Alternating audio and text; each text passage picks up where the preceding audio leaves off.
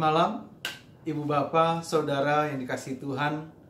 Salam sejahtera untuk kita sekalian, khususnya warga jemaat GPIB Sebot Bogor.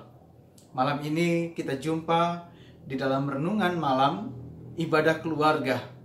Dan di tanggal 18 November 2020, di hari Rabu ini, sama-sama kita akan merenungkan bagian Alkitab dari Imamat pasal 9 ayat 12 sampai 24. Imamat 9 ayat 12 sampai 24.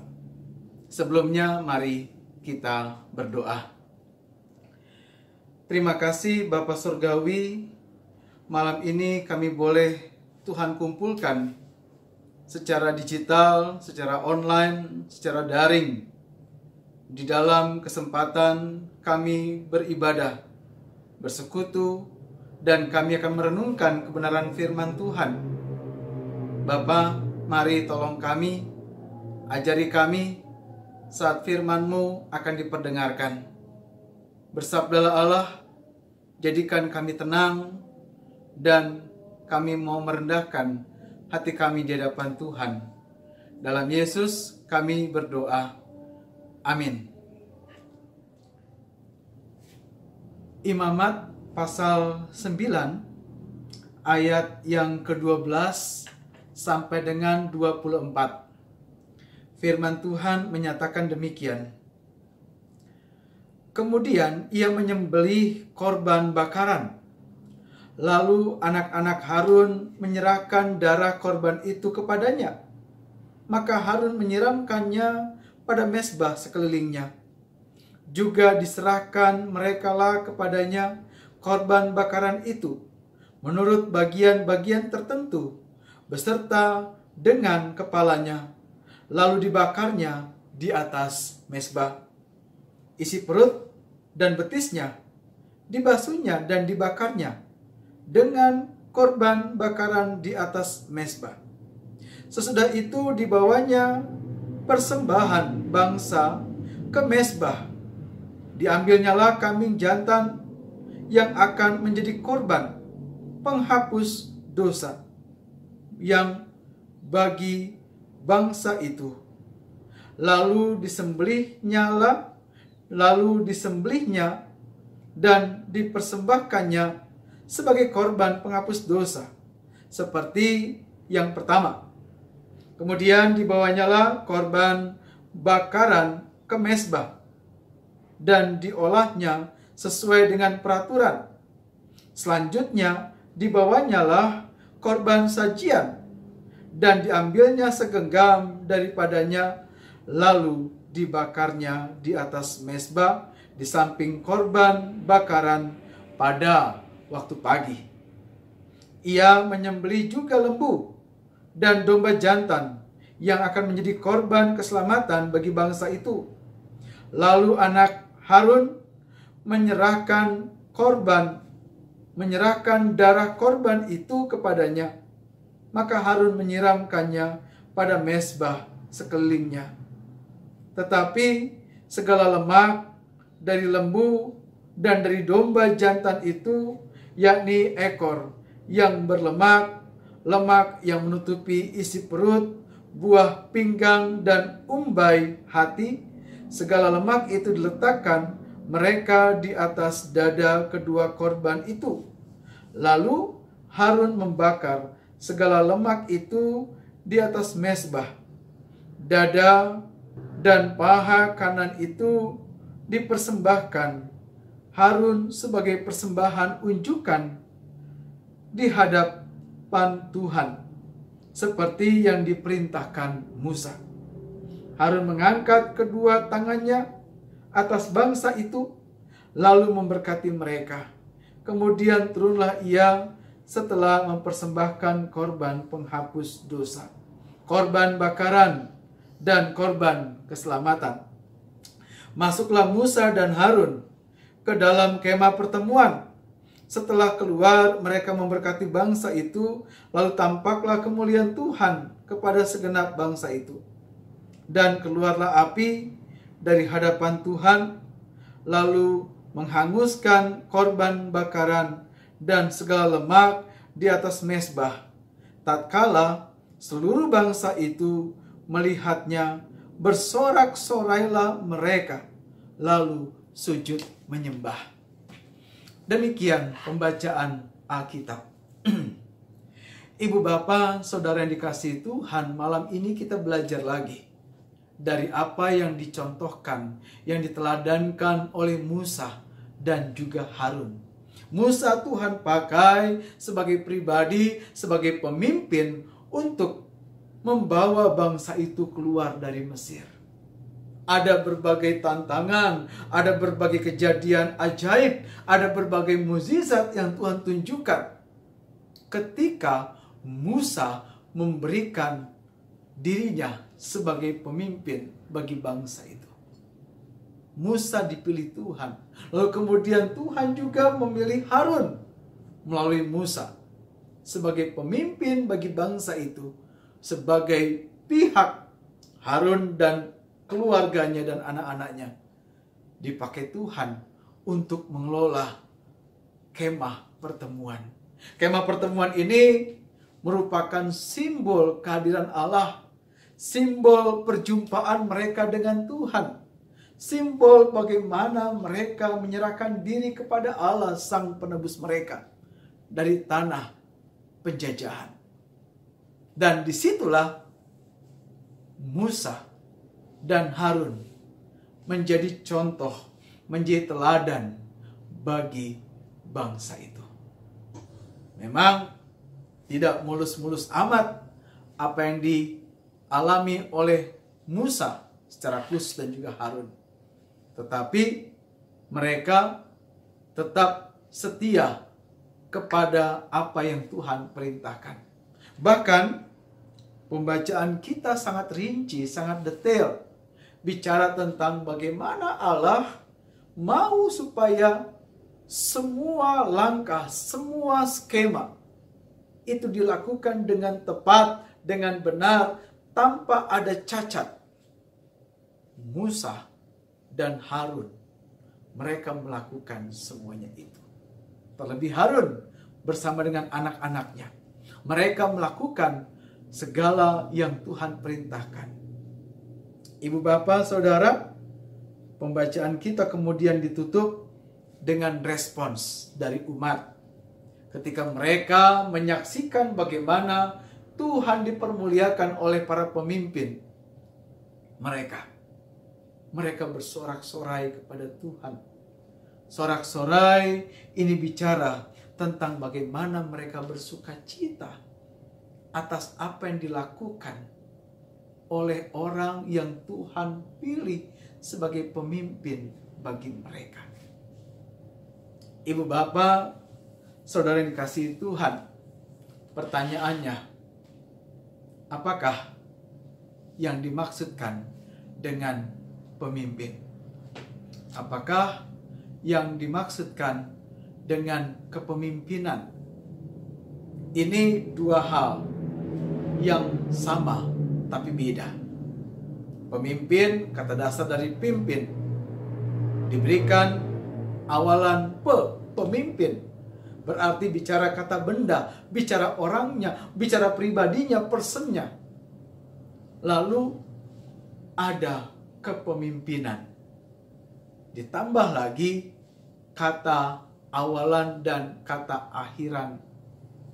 Ini bicara soal sifat, soal apa yang melekat di dalam diri seorang pemimpin. Ibu bapak, saudara yang dikasihi Tuhan, mari kita melihat apa yang disampaikan oleh Harun, oleh Musa, oleh keluarganya Harun ketika mereka Tuhan pakai. Mereka menjadi teladan. Mereka menjadi orang yang memberikan contoh bagaimana seharusnya memberikan sikap, memberikan diri sebagai orang yang Tuhan pilih. Ada penyerahan diri, ada perlakuan yang selayaknya, yang pantas kepada Tuhan, dan yang pantas sebagai orang-orang pilihan Tuhan. Dan mereka menyelesaikan tanggung jawab mereka. Dan imbasnya Tuhan membawa sukacita bagi bangsa itu.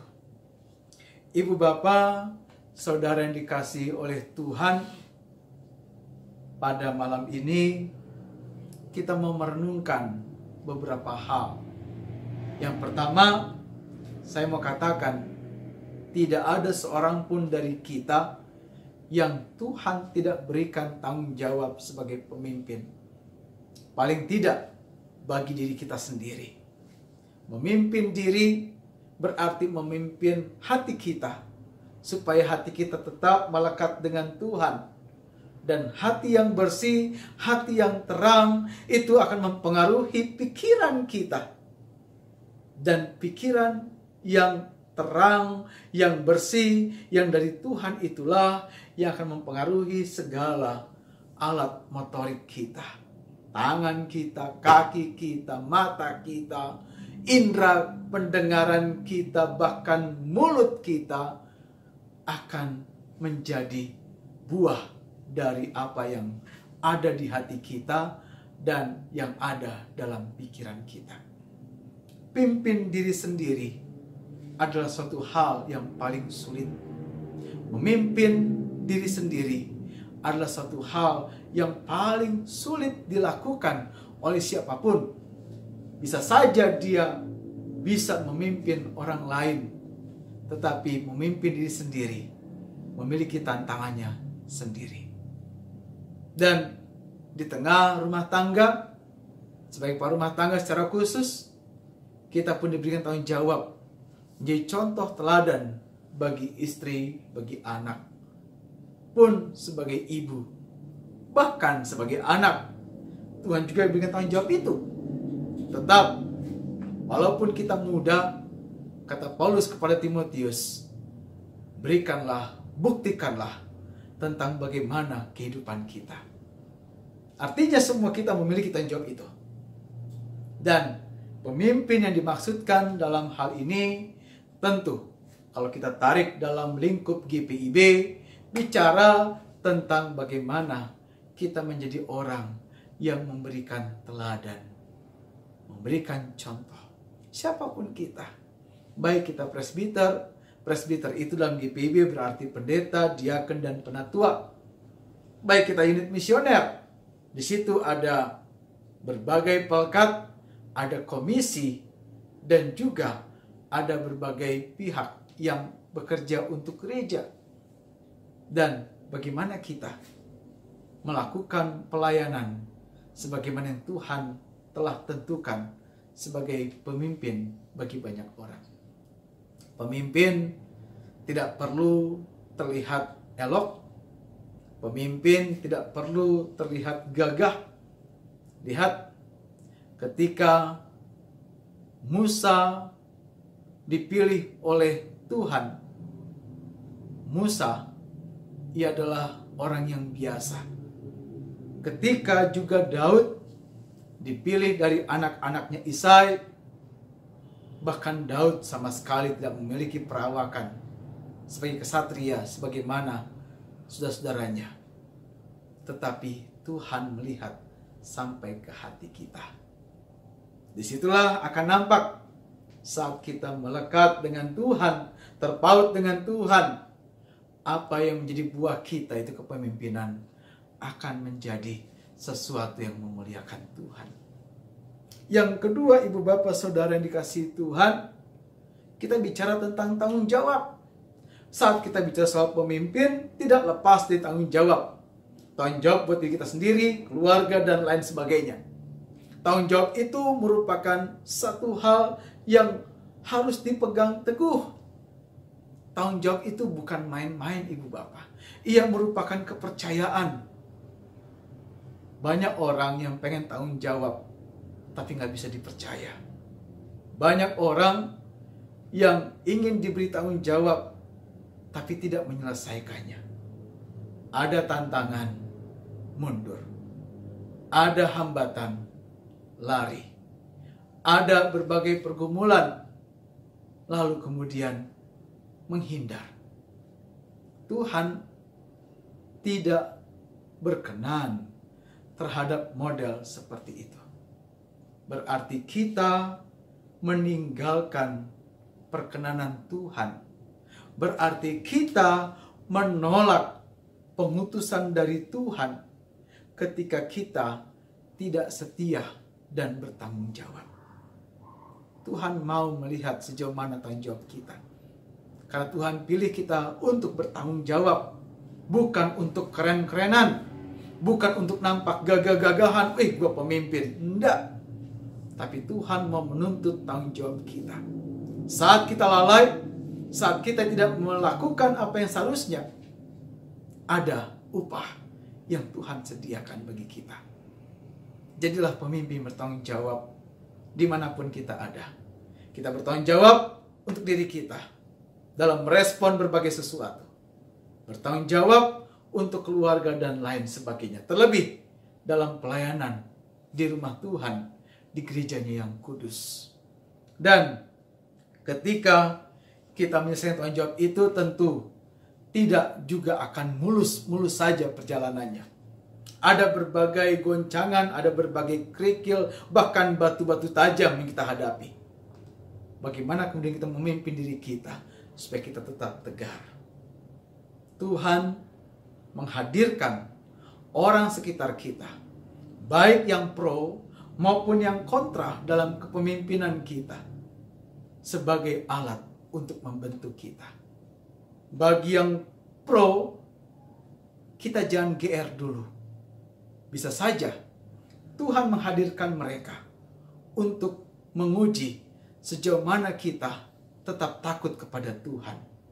Bagi yang kontra, kita pun jangan kecil hati, karena Tuhan menghadirkan mereka untuk melihat kita sejauh mana kita sesat atau enggak, kita berada jalan Tuhan atau enggak, kita ikut jalan mereka atau enggak. Yesus sendiri mengatakan, penyesatan terus ada, dan celakalah mereka yang melakukannya. Firman Tuhan ya dan benar adanya ibu bapak saudara. Tinggal bagaimana kita menyikapi, merespons apa yang ada pada kita. Dan baik pro maupun kontra, ini seperti dua sisi mata uang logam. Tidak bisa dipisahkan. Kita nggak bisa terus berada di pro terus ataupun di kontra terus. Tapi Tuhan hadirkan mereka sebagai penyeimbang, sehingga kita tetap sadar bahwa kita ini bukan apa-apa, bukan siapa-siapa yang layak untuk dipakai Tuhan sebetulnya.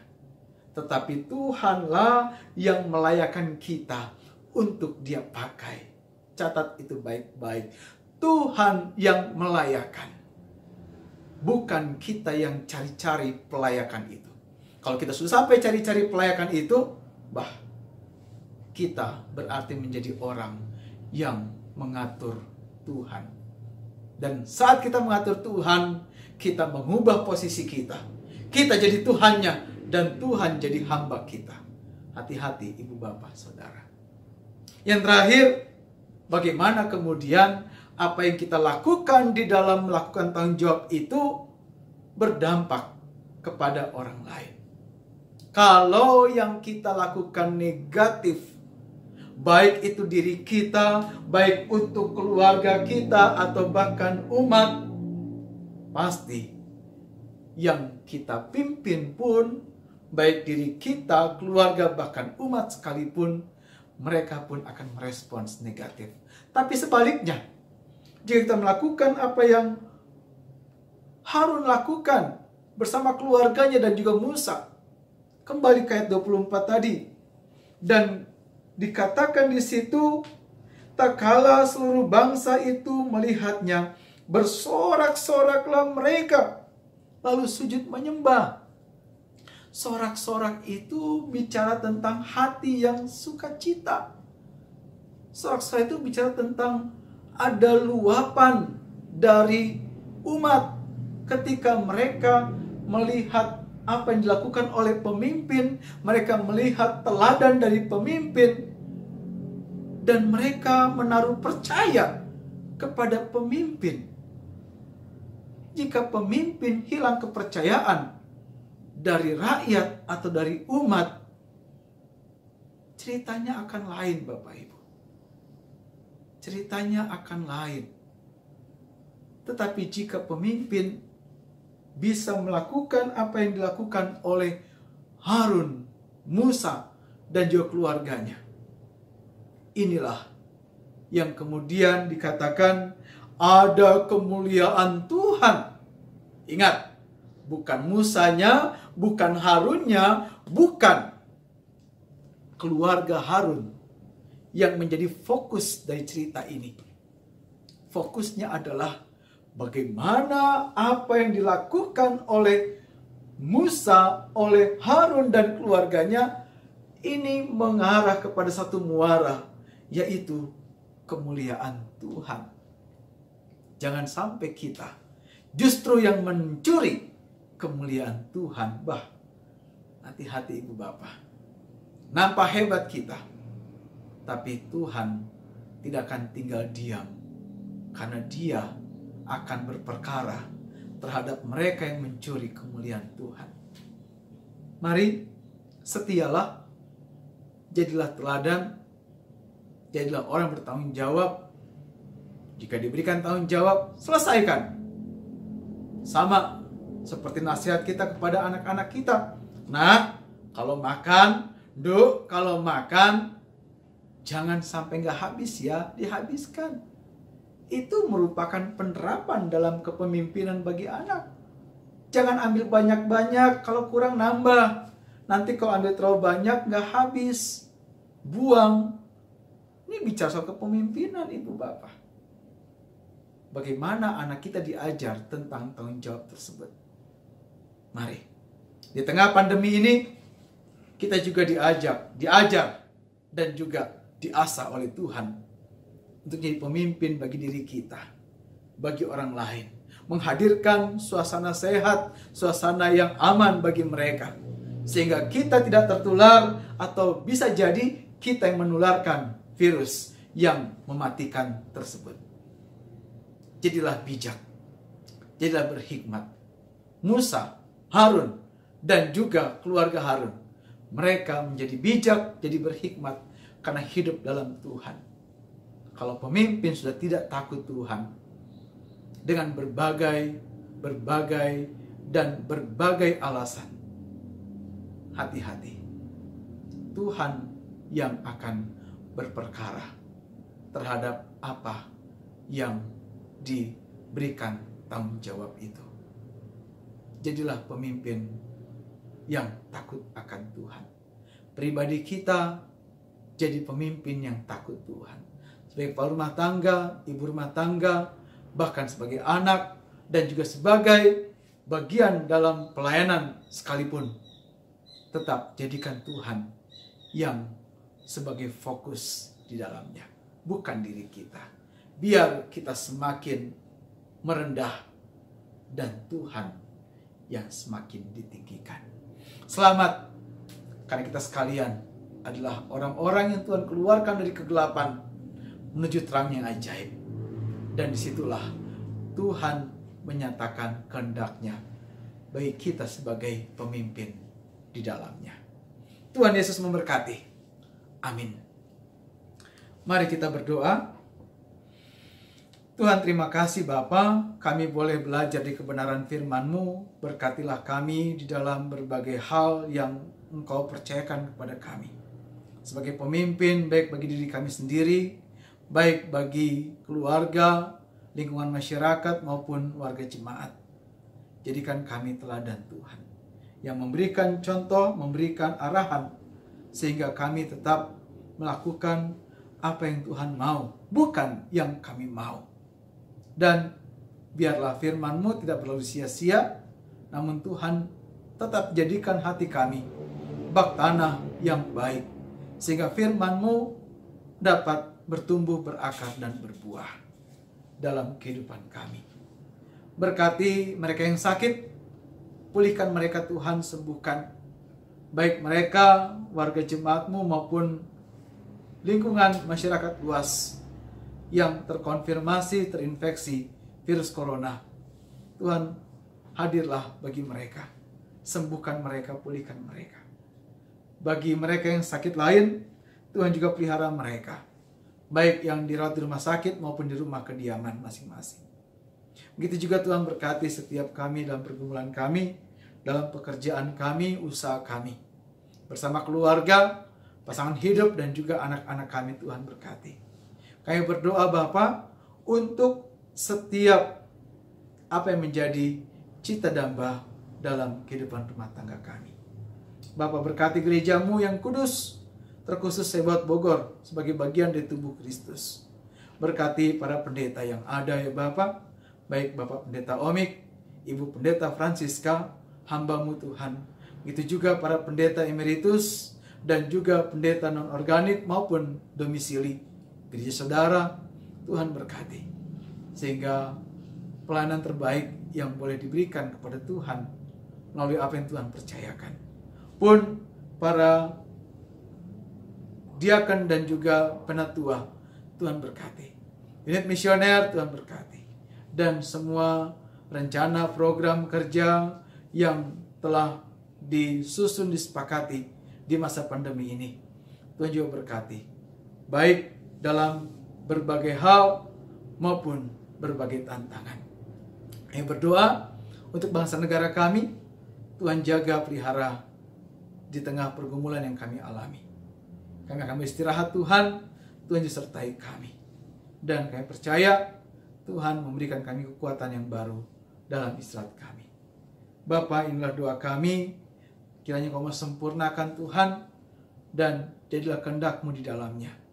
Berkati mereka yang mengasihi kami Tuhan. Tuhan juga berkati mereka yang membenci kami. Dalam Yesus kami berdoa. Amin. Demikian perjumpaan kita hari ini.